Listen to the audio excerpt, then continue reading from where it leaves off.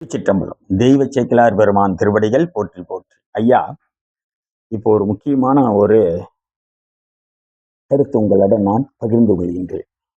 அதாவது, சாமிய தாமாம் கோலத்துல வழிபாடு பண்ணுவது என்பது அரிதையா. யாருக்கும் அந்த வாய்ப்பு கிடைக்காது. நயன்மாருக்கு தான் கிடைச்சது. தாமாம் கோலம் அப்படின்னா சடை, பிறை, ஜடாமுடி, இப்படி மான் மழு, இப்படி தாமாம் கோலத்துல எழுந்தருளி வருவார். அந்த கோலத்துல வருவது மிக மிக அரிது. அந்த மாதிரி வரமாட்டார் சாமி. நமக்கெல்லாம் வரமாட்டாரு. நாயன்மாரோட சரி, அதுக்கு பின்னாடி வந்ததா வரலாறு கிடையாது.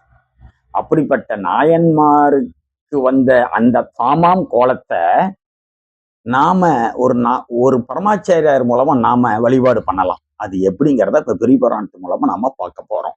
அதாவது, எம்பெருமான் நம்பி ஆரூரர் சுவாமிகளும் சேரமான் பெருமானும் பறவையார் மாளிகையில் திருவமுது செய்து அருளிய பின்பு, சேரமான் பெருமான் திருவாரூருக்கு வராரு, பறவை அம்மையார் திருமுது படைக்கிறாங்க பரிசனங்களுக்கு எல்லாத்துக்கும். அப்ப அடைக்காய் அமுது முதல் கொண்டு ரொம்ப சிறப்பா மாகேஸ்வர பூஜை நடைபெறுது. முடிச்ச பின்னாடி திருநீர் தராங்க. அதை தொழுது வாங்கி அணிந்து கொண்டார் சேரமான் பெருமான். அப்பொழுது நம்பி ஆரூருடைய திருவடியை வணங்குறாருங்க. அப்பதான் சேக்கிழார் பெருமான் சொல்றாரு, அந்த பாடல் பாருங்க.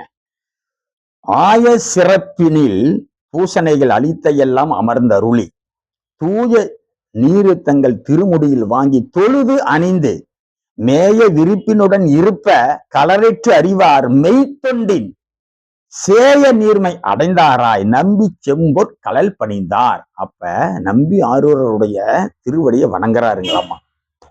அப்ப சொல்றாரு, சேய நீர்மை அடைந்தார் அப்படிங்கிறாரு. யாரு? சேரமான் பெருமான்.